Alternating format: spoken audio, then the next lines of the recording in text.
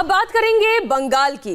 Battle of Bengal जीतने के लिए बीजेपी टीएमसी में जोर आजमाइश जारी है। रण क्षेत्र तैयार हो चुका है, लिहाजा दोनों दलों ने अपनी पूरी ताकत झोंक दी है। बुधवार को बीजेपी अध्यक्ष जेपी नड्डा कोलकाता पहुंचे और यहां आते ही उन्होंने मुख्यमंत्री ममता बनर्जी पर जोरदार हमला बोला। बंगाल की राजनीति के रक्त चरित्र का जिक्र किया। ममता ने भी अपनी रैली में शरणार्थी प्रेम दिखाया और बीजेपी पर पलटवार किया।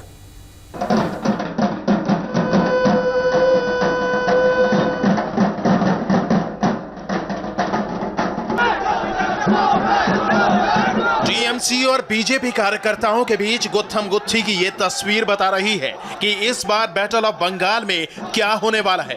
एक तरफ टीएमसी कार्यकर्ता काले झंडे और बैनर लेकर बीजेपी दफ्तर पहुंचे थे, तो दूसरी ओर बीजेपी कार्यकर्ता उन्हें खदेड़ने के लिए पूरा जोर लगा रहे थे।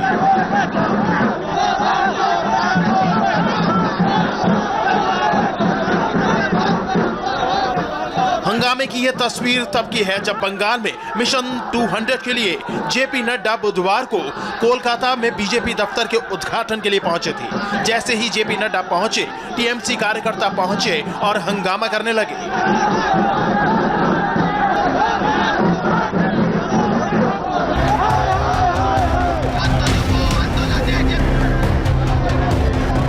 इसी हंगामे के बीच कोलकाता में बीजेपी दफ्तर में जेपी नड्डा ने विधिवत पूजा कर कार्यालय का उद्घाटन किया। इसके साथ ही 9 दूसरे जिलों में भी नड्डा ने बीजेपी दफ्तर का वर्चुअल उद्घाटन किया।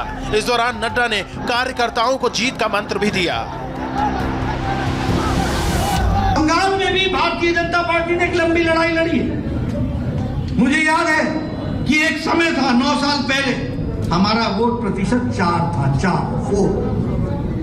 2014 में हमारी सीटें हो गई 2 और हमारा वोट प्रतिशत पहुंचा 18 और 2019 में हमारा सीटें पहुंची 18 और हमारा वोट प्रतिशत पहुंचा 40 और अभी 2021 के चुनाव में भारतीय जनता पार्टी 200 सीट पार करेगी और सरकार बनाएगी। इस बात को हमको यहाँ वेस्ट बंगाल में 4 से 40 पहुंच गए।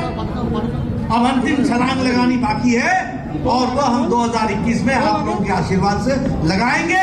यहाँ ममता जी की सरकार को उखाड़ फेंकेंगे और कमल खिलाएंगे। इस बात को पार्टी दफ्तर के उद्घाटन के बाद नड्डा कोलकाता के भवानीपुर पहुंचे, जहां उन्होंने राजनीतिक हिंसा के खिलाफ बीजेपी का अभियान शुरू किया।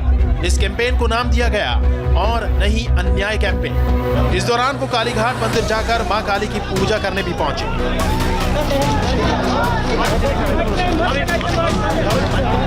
बुधवार को जेपी नड्डा कोलकाता में थे, तो मुख्यमंत्री ममता बनर्जी कोलकाता के करीब उत्तर 24 परगना में एक रैली कर रही थी। रैली में ममता बनर्जी ने मथुआ समुदाय और बांग्लादेशी रिफ्यूजियों को लेकर बड़ी बात कही।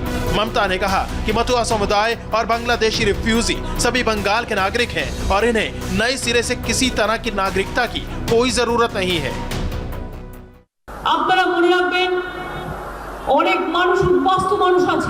आप लोग याद रखिएगा, यहाँ बहुत लोग रिफ्यूजी हैं। उस पार बांग्लादेश के हैं, इस तरफ भारत के। उस पार से बहुत लोग भारत में आए हैं। आप लोग रिफ्यूजी होकर आए हैं, लेकिन हमने बहुत आदर के साथ आपको ग्रहण किया है। याद रखिएगा, ये सिर्फ हमारा ही घर नहीं है, बल्कि आपका भी घर है और इसके लिए आपको नए तरीके से किसी सर्टिफिकेट की जरूरत नहीं है, क्योंकि आप सभी इस देश के नागरिक हैं और CAA बोलकर आप लोगों के साथ साजिश की जा रही है। यह अगर आपने एक बार शुरू कर दिया तो कहेंगे कि दादी की उम्र बताओ, दादा की जन्म तारीख बताओ। बिना कुछ किए ही आप लोगों को राज्य सरकार ने नागरिकता दी है। आप लोग सभी नागरिक हैं, नए सिरे से किसी सर्टिफिकेट की जरूरत नहीं है।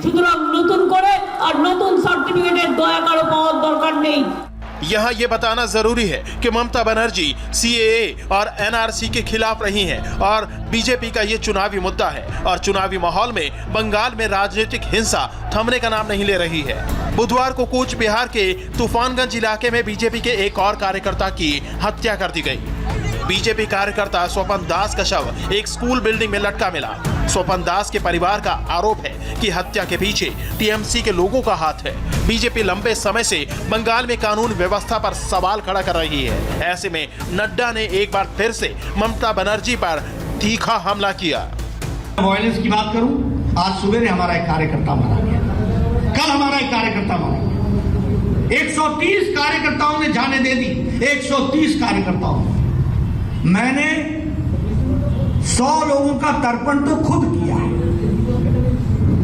आप समझो ये बिहार, ये बंगाल है क्या? बंगाल इस बात के लिए जाना जाता था क्या? क्या हो गया कि अगर हम ममता जी को देखें तो जिसको बोलते हैं असहिष्णुता, इनटॉलरेंस, दाई नेम इज ममता, यह दूसरा नाम ही इंटॉलरेंस है। राजनीतिक दृष्टि से विचारों का आदान प्रदान होना यह प्रजातंत्र की खूबसूरती है।